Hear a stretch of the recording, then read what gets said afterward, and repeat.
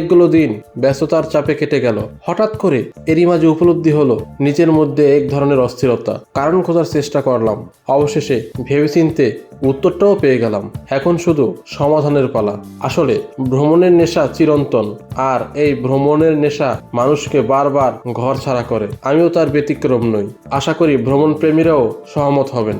যাই হোক, হাতের সময় অনেকটাই কম, তাই একদিনের জন্য বেরিয়ে পড়লাম কলকাতা থেকে 161 কিলোমিটার দূরে অবস্থিত পশ্চিমবঙ্গের বীরভূম জেলার বোলপুর শহরের অবস্থিত একটি পাড়া, তারই উদ্দেশ্যে, যার নাম শান্তিনিকেতন। আর শান্তিনিকেতন মানেই বিশ্বকবি রবীন্দ্রনাথ ঠাকুরের স্মৃতিবিজড়িত স্থান। যাই হোক, আজকের গল্পটা মূলত এই শান্তিনিকেতনকে নিয়ে। সাথে তুলে ধরার চেষ্টা করব এর সর্বশেষ আপডেট, এবং সাথে থাকবে পৌষমেলার বিস্তারিত। তবে চলুন গল্পটা শুরু করি আমার প্রাণের শহর কল্যাণী থেকে। Good morning. ঘড়ির কাটায় 7:10। আর এই মুহূর্তে রয়েছি আমি কল্যাণী কসপাড়া স্টেশন। আর এখান থেকেই প্রথমে যাব আমি নৈহাটি।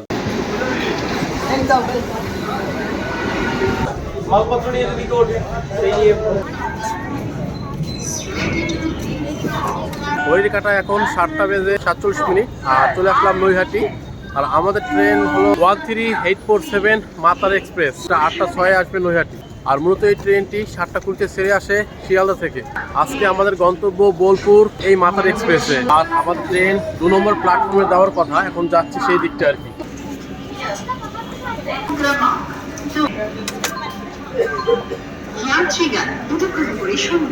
আমাদের ট্রেন দেবে 8:06 2 নম্বর প্ল্যাটফর্মে। এখন সেখানে আপাতত দাঁড়িয়ে রয়েছি। এর ফাঁকে আমরা সকালে ব্রেকফাস্টটা করে নিচ্ছি ডিম টোস্ট দিয়ে।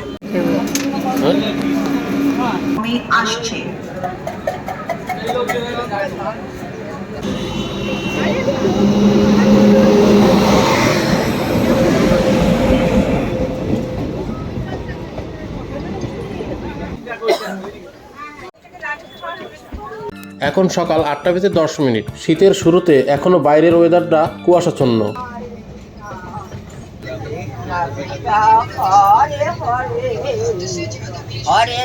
লাস্ট ট্রেন উঠে গেলাম এবং সিট খুঁজে নিলাম। সিটটা যদিও উল্টো দিকে হয়ে গেল, তো যাই হোক সমস্যা নেই, একদম উইন্ডোর সাইডে। সব মিলিয়ে আজকের এক্সপিরিয়েন্সটা দারুণ হবে, দারুণ।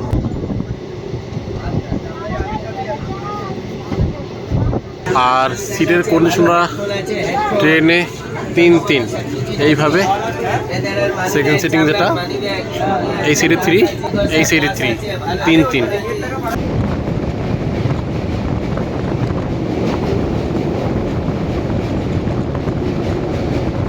এই ট্রেনটির ভাড়া সম্পর্কিত বলে রাখলে 2S85cc 310 এবং 3A 505 টাকা। প্রতিদিনই শিয়ালদা থেকে ছেড়ে যায় এই ট্রেনটি রামপুরহাটের উদ্দেশ্যে। আর শিয়ালদা থেকে ছাড়ার টাইম হলো সকাল 7:20। যেহেতু আমরা বোলপুর যাচ্ছি, বোলপুর পৌঁছানোর টাইম হলো 10:28। যেতে মোটামুটি 3 ঘন্টা 8 মিনিটের মতো সময় লাগে। আর আমরা আজকে শিয়ালদা থেকে নয়, নৈহাটি থেকে উঠলাম এই ট্রেন। শিয়ালদা থেকে বোলপুর যেতে এই ট্রেনটি মোটামুটি 4টি স্টেশন হল্ট করবে। এছাড়াও শিয়ালদা কিংবা হাওড়া থেকে আরও প্রচুর ট্রেন রয়েছে বোলপুর যাওয়ার জন্য। তো সেরকম কিছু ট্রেনের টাইম টেবল আমি ডিসপ্লেতে দিয়ে দিলাম। আমাদের এখানে উপরে ব্যাগ রাখার ব্যবস্থা রয়েছে, এখানেও ব্যাগ ঝুলিয়ে রাখা যায়। চার্জিং পয়েন্ট রয়েছে। এই হলো আমাদের সিটের কন্ডিশন। শান্তিনিকেতন একদিনের ট্যুর করলে সকাল সকাল ট্রেন ধরে আসাটাই ভালো। ব্যান্ডেল জংশন, এই ট্রেনের দ্বিতীয় হল্ট ব্যান্ডেল জংশন। ঘড়িকাটে 8:35। ব্যান্ডেলে চলে আসলাম, কিন্তু এই ট্রেন 3 মিনিট আগে চলে এসেছে। 8:38 এখানে আসার কথা, চলে আসলো 3 মিনিট আগে।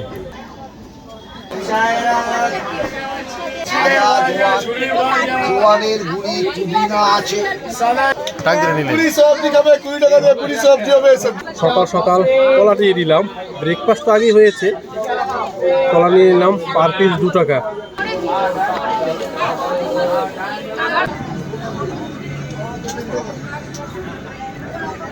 নির্ধারিত সময় ব্যান্ডেল জংশন থেকে ছেড়ে দিল মা তারা এক্সপ্রেস রামপুরহাটের উদ্দেশ্যে।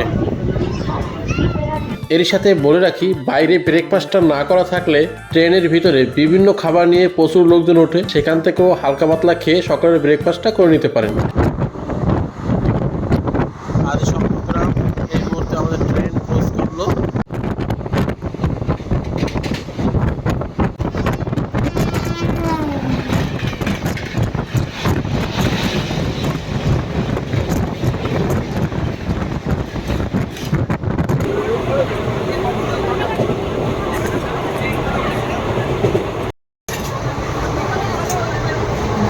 ঝালমুড়ি নিয়ে নিলাম সকাল সকাল। বোঝো না তোকে কেন মায়ার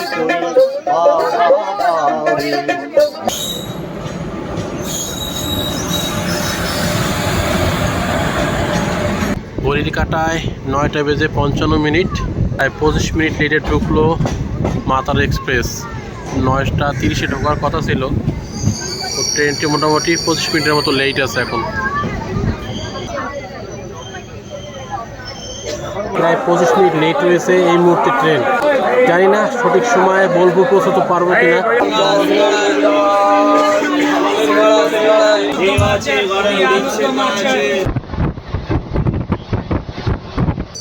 ঘড়ির কাঁটায় 10টা বেজে 31 মিনিট, চলে আসলো গুসকারা। প্রায় 20 মিনিট লেট ট্রেন এই মুহূর্তে।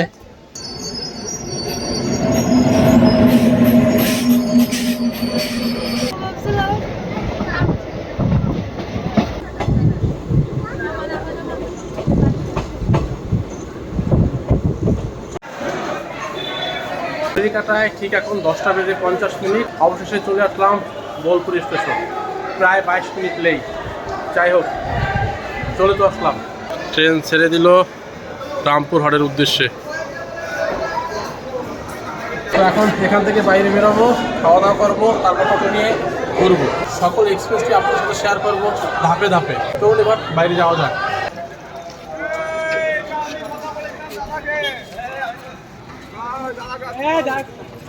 স্টেশন থেকে বাইরে বেরোনোর সাথে সাথেই প্রচুর পরিমাণে গাড়ি আপনারা পেয়ে যাবেন। অটো, টোটো কিংবা 4 চাক্কা এখানে রয়েছে। আপনাদের প্রয়োজন অনুযায়ী বা দাম দর করে অবশ্যই টোটো বুক করবে। আমরা করব কিছুক্ষণ পরে, আরও আমাদের খাওয়া করে নেবো, তারপর যাবেন তো বাইরে আমাদের। তো কিছুটা দূর আসার পর এখন খাওয়া দাওয়ার জন্য রেস্টুরেন্ট খুঁজছি আর কি।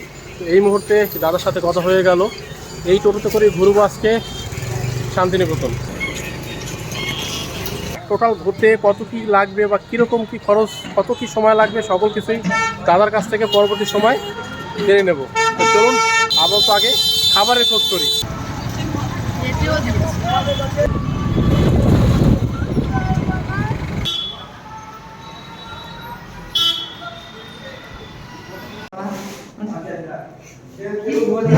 সেখানে খাবার নিয়ে নিলাম, পাঁপড়, টক দই, ডাল, ফুলকপির তরকারি, আলু ভাজা, সবজি, এটা আছে চাটনি। আপাতত শুরু করলাম।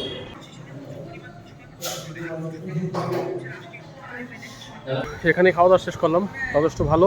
তো যাচ্ছি এবার আমাদের প্রথম যে দর্শনীয় স্থানগুলো রয়েছে তার উদ্দেশ্যে, অর্থাৎ প্রথম যে স্পট কঙ্কালীতলা।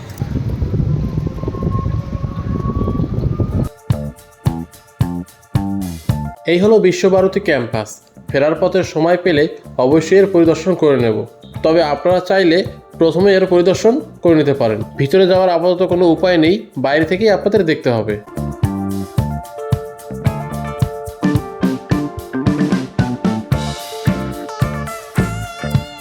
যেতে যেতে পৌষমেলার বিষয়টিও বলে রাখি। এই বছর পৌষমেলা হচ্ছে, এটা মোটামুটি কনফার্ম। তবে সেটা 22 কিংবা 23 তারিখ থেকে শুরু হওয়ার কথা।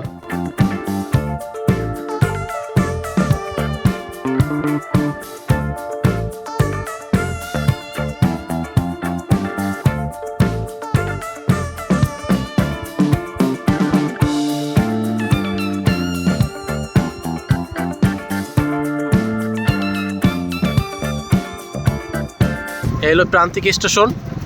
আপনারা বোলপুর না নেমে এখানেও নামতে পারেন যদি আপনাদের ট্রেন দাঁড়ায়। এখান থেকেও আপনারা কঙ্কালীতলা দেখে সকল কিছু ঘুরতে পারেন।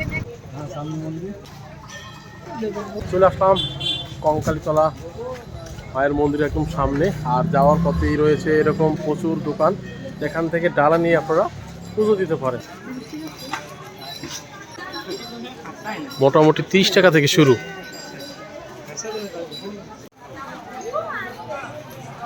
ঢুকতেই জয় মা কঙ্কালী।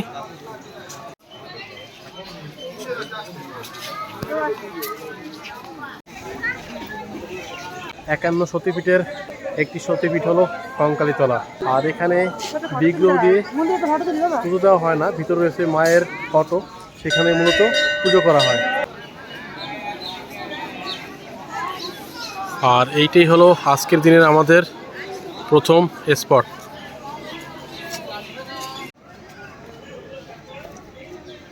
এই হলো সেই পবিত্র জলাশয় যেখানে রয়েছে মার সেই কাঁখালের অংশ।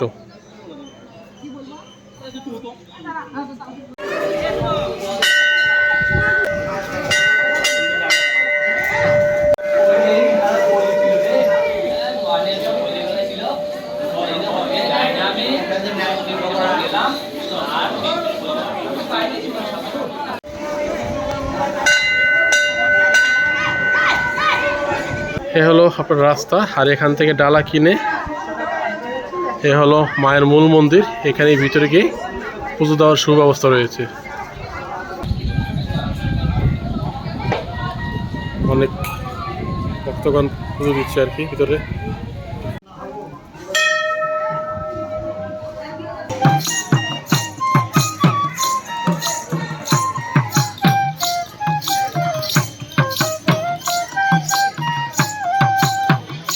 জায়গাটা সত্যি অসাধারণ, প্রচুর ভক্তের সমাগম। আর এই কঙ্কালীতলা স্টেশন থেকে প্রায় 9 কিলোমিটার দূরত্বে, আসতে 20 মিনিটের মতো সময় লাগে। জায়গাটা সত্যি অসাধারণ, ভক্তের সমাগমও রয়েছে, তবে তারাপীঠের মতো অতটা আর কি জমজমাট না হলেও বেশ অনেকটাই ভক্ত সমাবেশ হয়েছে এখানে।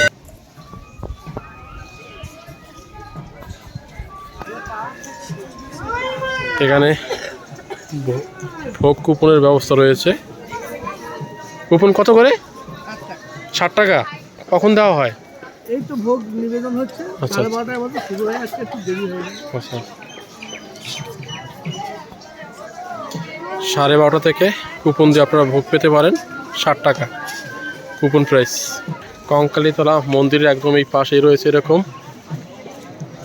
বিভিন্ন দোকানপাট। দেখুন প্রচুর দোকানপাট রয়েছে এখানে, আর জায়গাটা খুব পরিষ্কার পরিচ্ছন্ন।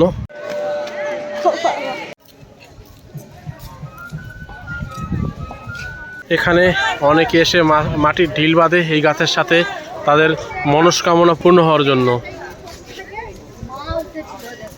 এরপর আমরা যাচ্ছি, এর পাশে রয়েছে কোপাই নদীর ঘাট,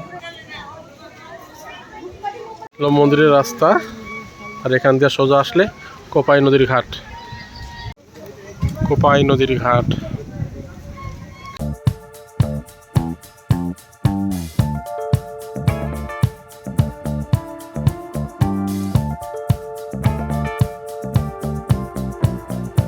এই সেই কোপাই নদী, যাকে নিয়ে রবীন্দ্রনাথ ঠাকুর যে কবিতা লিখেছিলেন, বৈশাখ মাসে তার হাঁটু জল থাকে, এই সেই কোপাই নদী। আর এই কোপাই নদীর ঘাটে রয়েছে এরকম সন্ধ্যা আরতি করার ব্যবস্থা। এখানে প্রতিদিনই সন্ধ্যা আরতি হয়।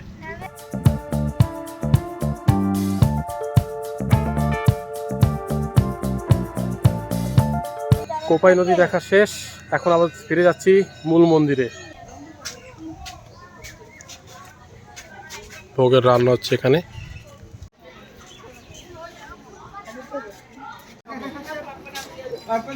কঙ্কালীতলা ঘুরলাম, আর তার পাশেই রয়েছে আরেকটি শিব মন্দির, এখন যাচ্ছি সেই দিকে। এখানে প্রচুর খাবারের দোকান রয়েছে, আপনারা সকাল সকাল আসলে এখান থেকে ব্রেকফাস্ট করে নিতে পারেন।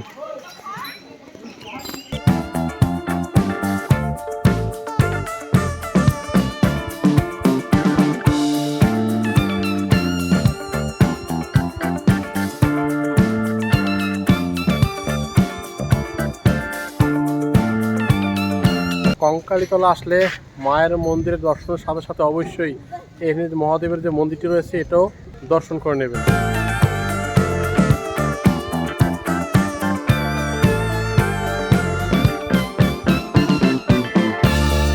আর এখানে গাড়ি আপনারা রিজার্ভ করে আসলে সেই গাড়ির পার্কিং ফি 10 টাকা। আর এই কঙ্কালীতলা যদি আপনারা আলাদাভাবে আসেন মানে রিজার্ভ করে শুধুমাত্র কঙ্কালীতলার জন্য, তাহলে 150 টাকা, 150 থেকে 200 টাকা পড়বে ভাড়া রিজার্ভ। আর শেয়ার গাড়ি আসে কিন্তু সেটা সবসময় অ্যাভেলেবেল না। তো যাই হোক, এরপর যাচ্ছি আমরা পরবর্তী গন্তব্যে। এরপর চলে আসলাম 34 ফুট বুদ্ধ মূর্তির সামনে, বেশ সাজানো গুছানো।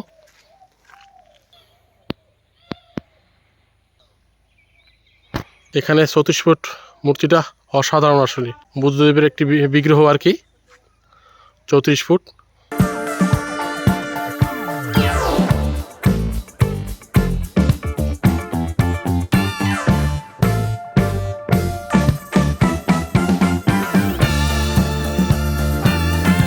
এরপর লাল মাটির পথ ধরে এগিয়ে চললাম পরবর্তী গন্তব্যের দিকে।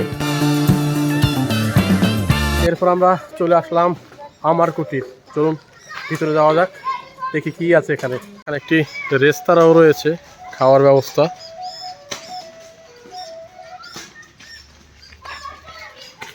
এদিকে রয়েছে একটি সাংস্কৃতিক মঞ্চ।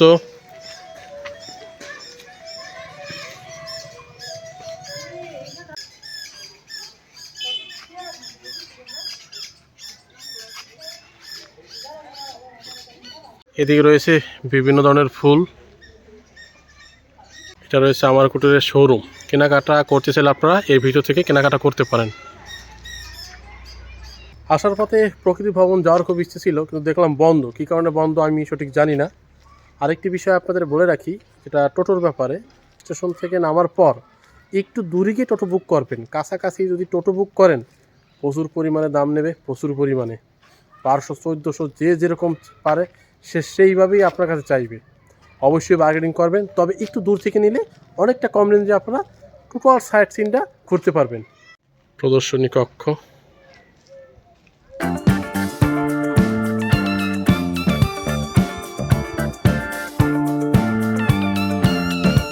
আর এইখানে রয়েছে বিশ্বকবি রবীন্দ্রনাথ ঠাকুরের স্মৃতি বিজড়িত কিছু সামগ্রী। আর এখানে কোনো ধরনের প্রবেশ মূল্য নেই, তাই শান্তিনিকেতনে আসলে অবশ্যই এই জায়গাটায় আসার চেষ্টা করবেন।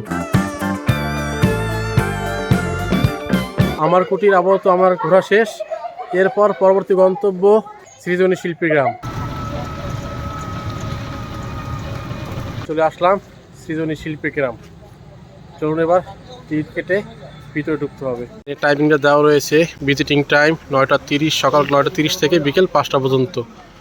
আসলে এই টাইমের মধ্যে আপনাদের এখানে আসতে হবে।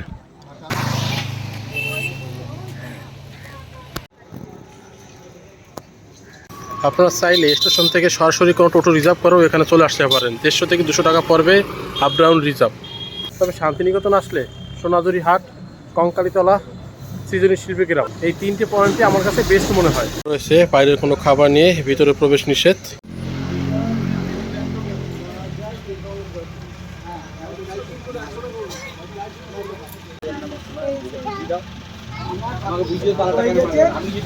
কাউন্টারে যে রয়েছে তার কাছ থেকে এই জায়গার ডিটেল সম্পর্কে সকল কিছুই জেনে নেব। সৃজনী শিল্পগ্রাম ইস্টার্ন জোনাল কালচারাল সেন্টার আন্ডারে পড়ে। আমাদের সকাল প্রতিদিন সপ্তাহে 7 দিন খোলা থাকে। এন্ট্রি হবে 9:30টায়, টিকিট কাউন্টার খোলে 9:30টায়। ক্যাম্পাস সঙ্গে সঙ্গে খুলে যায়। তার সঙ্গে একটা সরকারি স্টল রয়েছে কারু বিপণী, সেটাও খুলে যায় 9:30টায়। এরপর আপনার 4:30টায় লাস্ট আমরা টিকিট ইস্যু করি এবং 5টায় ক্লোজ। আচ্ছা, টিকিট প্রাইসটা যদি দাদা বলে দাও একটু। অ্যাডাল্ট টিকিট 30 রুপিস, 5 থেকে 12 বছরের 10 টাকা, এবং তার সঙ্গে যদি স্কুল আইডেন্টি কার্ড থাকে 12 বছরের ঊর্ধ্বে কোনো স্টুডেন্ট, তাদের আই কার্ড থাকলে 10 টাকা। এবং প্রফেশনাল ফটোশ্যুট যারা করে তাদের 1000 টাকা পার আওয়ার, এবং ভিডিওগ্রাফি করলে 2000 টাকা পার আওয়ার।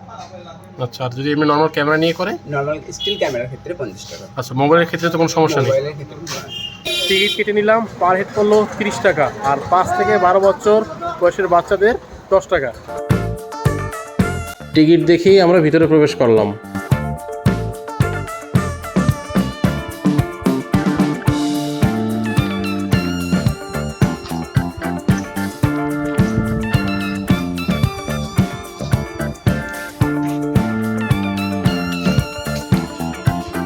ঢুকতেই অসাধারণ একটি পরিবেশ আপনারা উপভোগ করতে পারবেন।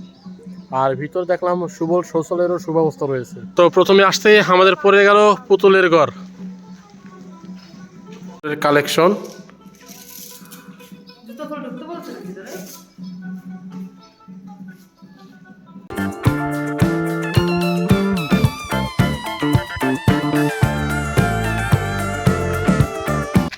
এবার চলে আসলাম আমরা পশ্চিমবঙ্গে। আসলে এখানে পশ্চিমবঙ্গের কালচারটা মূলত তুলে ধরা হয়েছে শিল্পকর্মের মাধ্যমে।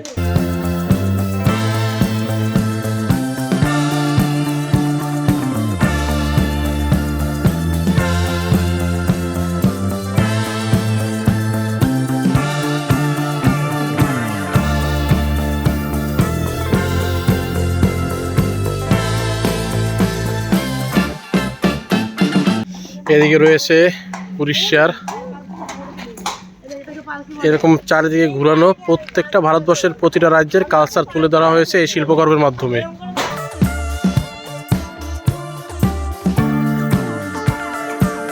এদিকে রয়েছে সিকিম। প্রত্যেকটা রাজ্যের ভিতরে ঢুকে ঢুকে দেখতে বহুত সময় সাপেক্ষ ব্যাপার, যেহেতু আমাদের হাতে সময় অনেকটাই কম, সকল কিছু সময় নিয়ে ঘোরা আপাতত সম্ভব নয়। তো বিহার,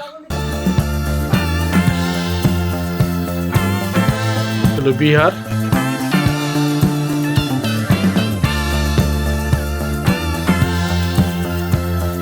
এবার চলে আসলাম অসমে।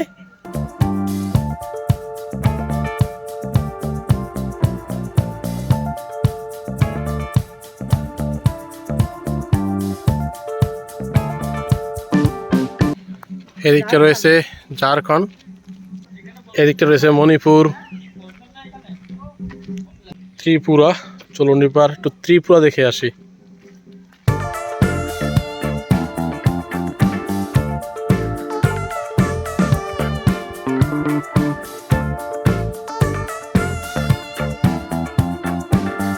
এদিকে রয়েছে আন্দামান।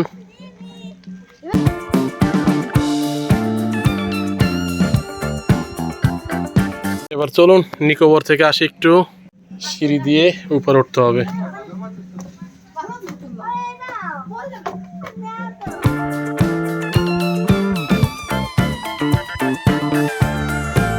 তবে সৃজনী শিল্পী গ্রাম আসলে অবশ্যই হাতে অনেকটা সময় নিয়ে আসতে হবে, কারণ এরিয়াটা বেশ অনেকটা বড় এবং দেখার মতো অনেক কিছুই আছে। বসার প্লেসও রয়েছে।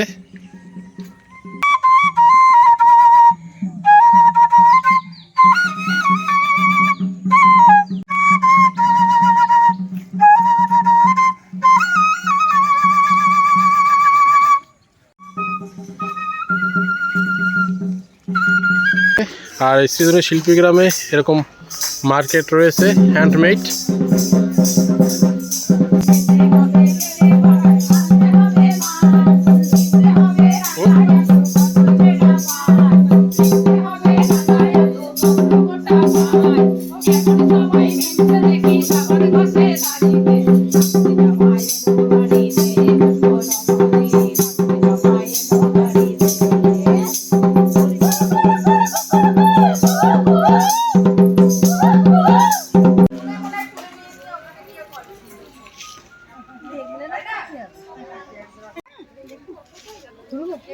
এই শার্টটা ওয়ান পিস, ওটা ওয়ান পিস, না এই কালার নেই।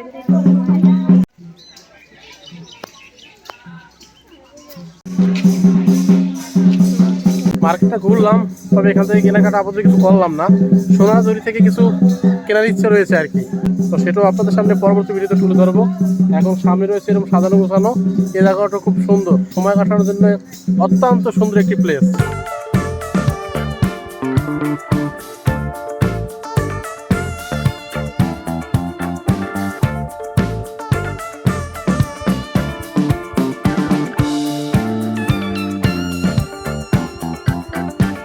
তবে সৃজনী শিল্পী গ্রামে কিন্তু কোনো খাবার রেস্টুরেন্ট কিন্তু সামনে পড়লো না। আমার মনে হয় এখানে একটা বা দুটো খাবার রেস্টুরেন্ট থাকলে বেশ ভালো হতো। তবে মূল গেটের বাইরে বেশ কয়েকটি ছোট ছোট খাবার রেস্টুরেন্ট রয়েছে, সেখান থেকে আপনারা চাইলে খাওয়া দাওয়া করতে পারেন, কিন্তু বাইরের কোনো খাবার নিয়ে ভিতরে প্রবেশ করা সম্পূর্ণভাবে নিষেধ।